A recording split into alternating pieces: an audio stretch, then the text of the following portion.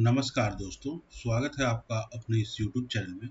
मैं जो library science का वीडियो कवर कर रहा था यूजीसी नेट का दिसंबर 2025 का अटेम्प्ट जिन लोगों ने दिया था, उसका सॉल्यूशन 2 पार्ट्स में वीडियो रिलीज़ कर चुका हूँ मैं। पेपर 1 का एक वीडियो है, पेपर 2 के 50 क्वेश्चंस कवर हैं।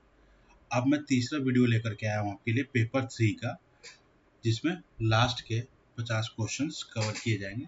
तो आइए शुरू करते हैं आज का वीडियो। हम देखते हैं पहला क्वेश्चन क्या है आज का। तो ये आपका क्वेश्चन नंबर 101 होगा।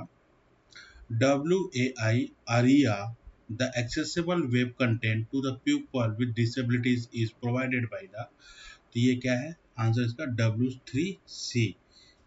इसको W3C के द्वारा पब्लिश किया जाता है। W3C क्या करता है?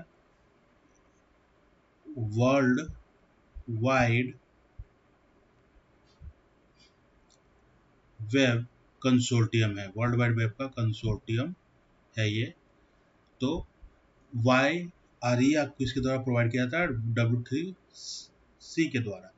अगला क्वेश्चन है the research approach of Max Weber to be understand how people create meaning in natural settings. तो इसका करेक्ट आंसर है इंटरप्रिटेटिव पैराडिग्म। ठीक है, तो मैक्स वेबर ने जो एम्फेसिस किया था इंटरप्रिटेटिव पैराडिग्म पे फोकस किया था। मैं सिर्फ करेक्ट आंसर्स आपको बताता जा रहा हूँ, डिटेल्ड आंसर्स के सॉल्यूशंस दिए हुए हैं, और at the end of the video जब ये वीडियो कंप्लीट हो जाएगा तो मैं इसका कंप्लीट सॉल्यूशन आपको प्रोवाइड करवा दूंगा एज एन अटैचमेंट।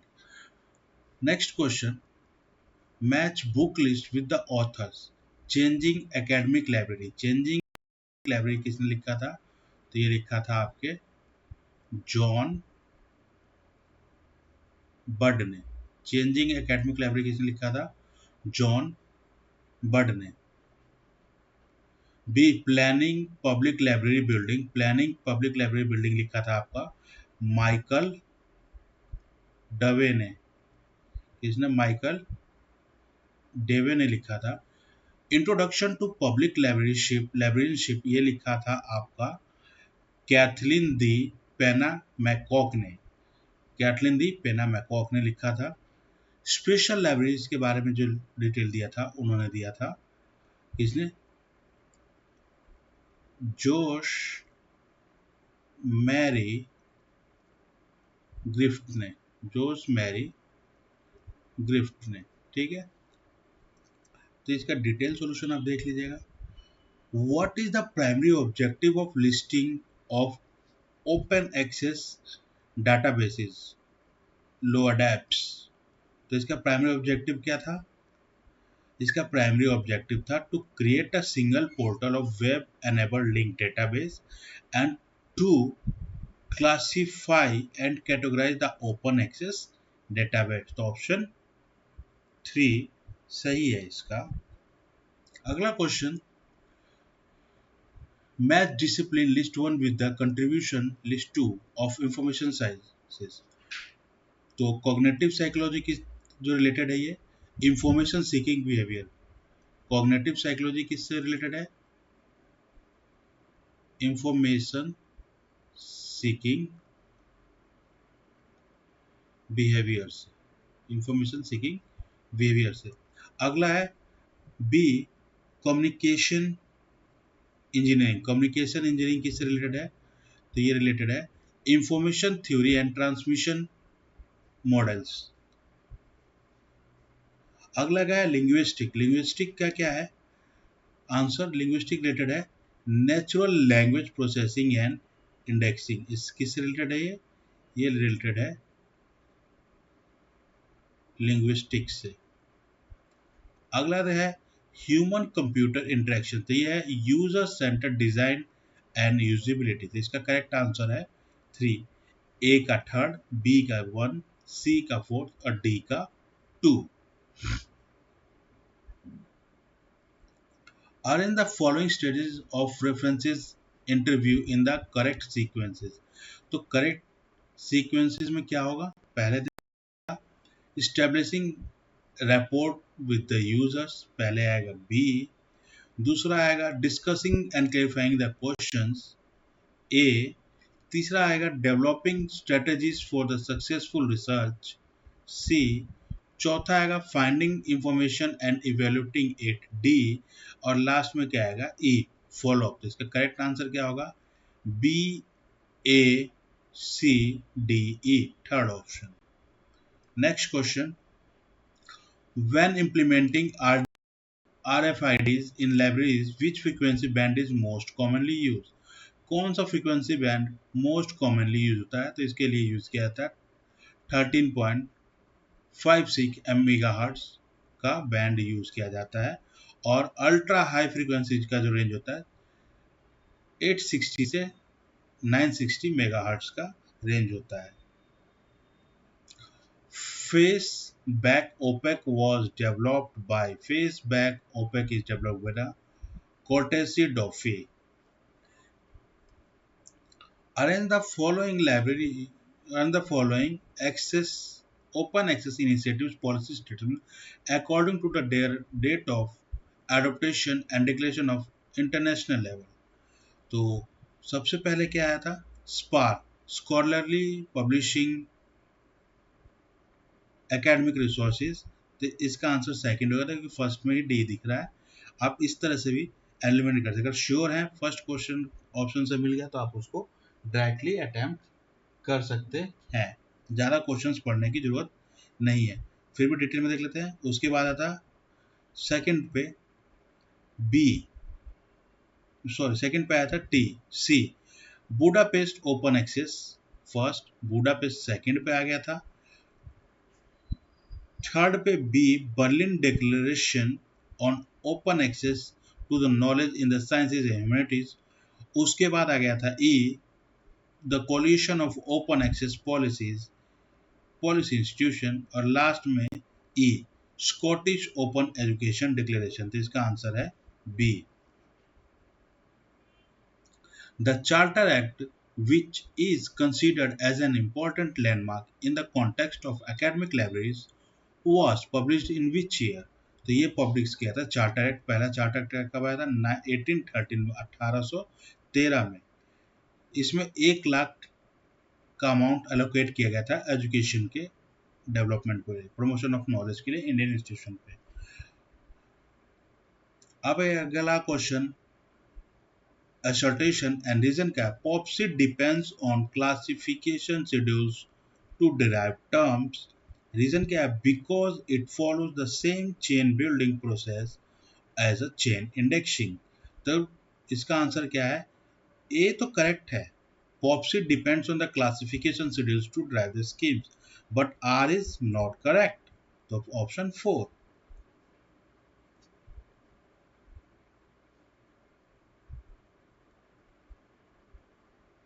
अगला क्वेश्चन है, normal probability curve should be neutrally स्टिकवर्ड। नॉर्मल प्रोबेबिलिटी कर्व जो होगा न्यूट्रली स्टिकवर्ड होगा, और इसका आंसर होगा 4। अगला question, which association is responsible for the publishing of library bill of rights. तो इसका आंसर हो जाएगा ALA, अमेरिकन लाइब्रेरी एसोसिएशन, और ये 1939 से इस बिल राइट्स को पब्लिश कर रहा है। Gene Piaget, who gave the theory of cognitive development of human, is based on the fundamental research। Gene Piaget का जो cognitive development प्रिंसिपल था वो फंडामेंटल रिसर्च पे बेस्ड था। अगला है, health information products standards and services offered by national library of medicine USA। तो इसका आंसर आप डिटेल में देख लीजिएगा। इसका करेक्ट आंसर होगा 3 और UMLS। यूमलेस जो पहला ऑप्शन था, इसका करेक्ट आंसर है set of files and software bringing together the health and biomedical standard. विजैक, repository and authoritative tool, the standards list of the code and terms। RX norms provide the normalized names of the clinical drugs।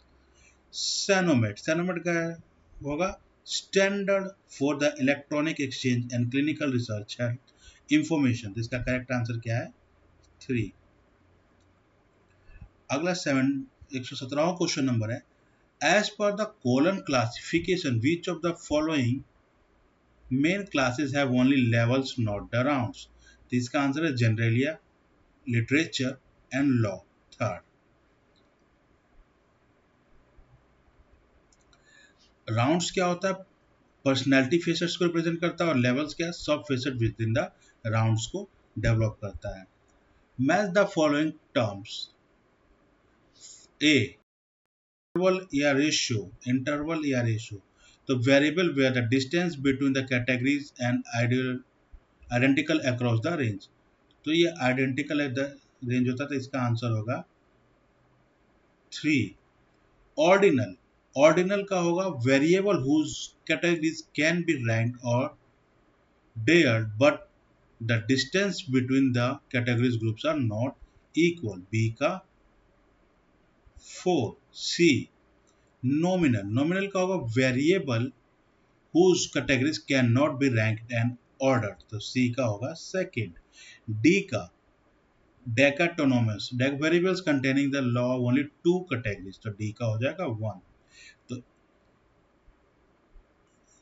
A का 3, B का 4, C का second और D का 1।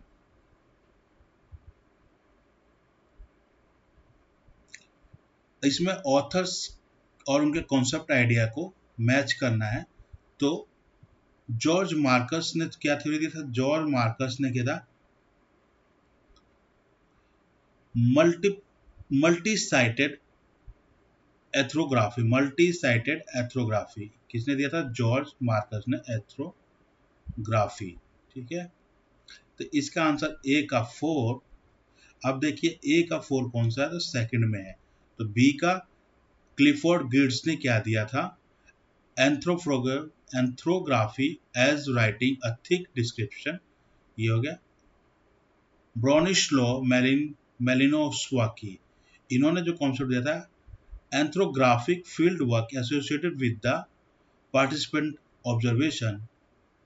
डोरखैम ने क्या था? Multi cited एंथ्रोग्राफी। Sorry, ये ए का था। डोरखैम ने दिया था सोशल ऑर्गेनिज्म का कॉन्सेप्ट, सोशल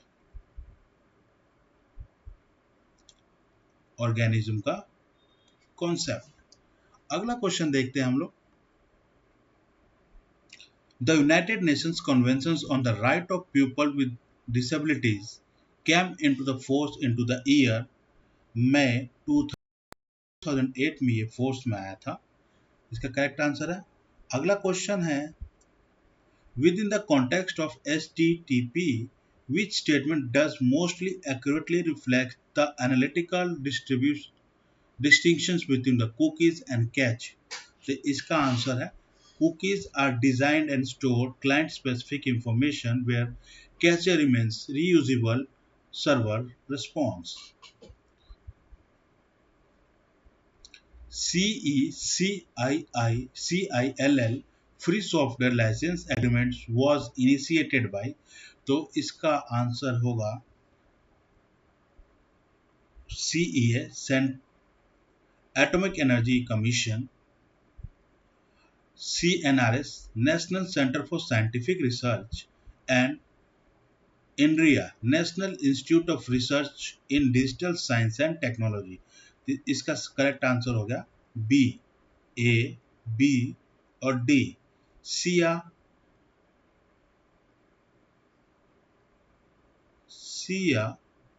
CNRS और INRIA, इंडिया ने मिल करके किसको कॉन्स्टिट्यूट किया था? जो फ्री लाइसेंस एग्रीमेंट किसके साथ किया था? CECILL। नेक्स्ट क्वेश्चन,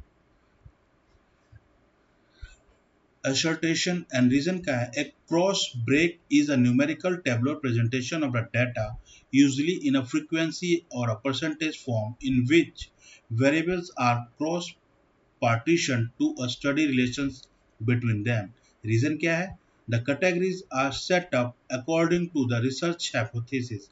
तो इसका करेक्ट आंसर जो है आपका ए होगा. Both are correct and that is R is the correct explanation of A. Arrange these technologies by their reading range capability shortest to the longest. Short range से long range में करना है तो सबसे पहले आएगा बायोमेट्रिक जिसमें थंब वगैरह हम लोग लगाते हैं. उसके बाद आपका आएगा बार कोड. उसके बाद आपका आएगा क्यूआर कोड. उसके बाद आपका आएगा एनएफसी और उसके बाद आरएफआईडी. इसका करेक्ट आंसर क्या है? ए. In which of the following methods of research the independent variable has to be selected rather than the manipulated? तो इसमें ex post facto मेथड में हम लोग रिसर्च वेरिएबल्स को सिलेक्ट करते हैं rather than the manipulate. Okay. अगला question है in ISDN the basic rate interface provides 62 kbps, 2 channels and a 116 kbps channel. The channels are used to be for the voice and data trafficking. तो voice and data trafficking के लिए use किया जाता है. AIFF file format is mainly used for the audio files. The correct answer is audio files. Match the digital library projects with their initiators. तो Sitebase is developed by the Southampton University. eScholarly Research Repository is developed by the California Digital Library. PubMed is developed by the NCBI and NCSTRL DARPA NSF. तो इसका correct answer क्या होगा? 3. eGranthalaya 4 was developed by using ASP.NET 4 front end with the Ajax, jQuery and JSON and the back end at the ProgRequestSolve. ठीक है, ProgRequestSolve. तो इसका answer है second. Arrange the steps in the producing rotated entries in the precise correctly. तो choose the main entry based on the role indicator पहला हो जाएगा. उसके बाद आपका आ जाएगा maintain the original word with the all entries दूसरे नंबर पे. उसके बाद आपका आ जाएगा generate secondary entries the rotating the lead term तीसरे नंबर पे. उसके बाद आपका आ जाएगा link rotated entries back to the main entry fourth number पे. एंड लास्ट में आएगा display entries in the alphabetical order. तो इसका करेक्ट आंसर क्या होगा? D B A E C. और ये कौन सा ऑप्शन है? 4.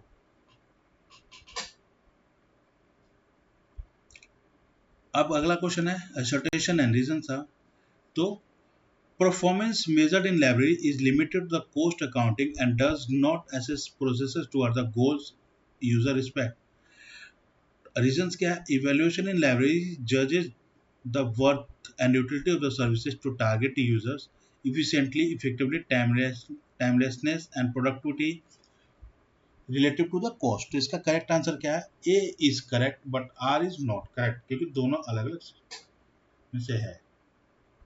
A करेक्ट है. अगला क्वेश्चन देखते हैं.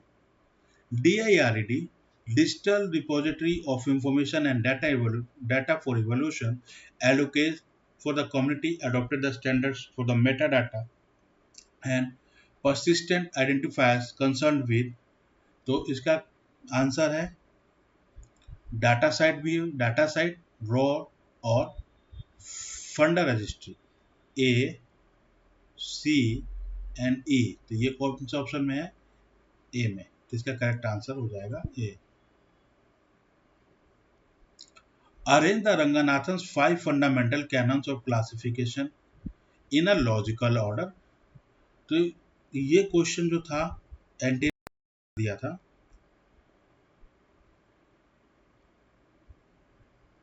और वैसे करेक्ट ड्रॉप कर दिया था. इस क्वेश्चन को हम लोग छोड़ देंगे. ये एंटी ने इसको ड्रॉप कर दिया था. अगला क्वेश्चन है विच comparison compression protocol is considered as a lose less method for bitonal images. तो TIFFG4, TIFFG4 इसका करेक्ट आंसर है। Which of following is the time limit for providing information under the RTI Act 2005 when it concerned to the life and liberty of the person? तो 48 hours होगा इसका answer.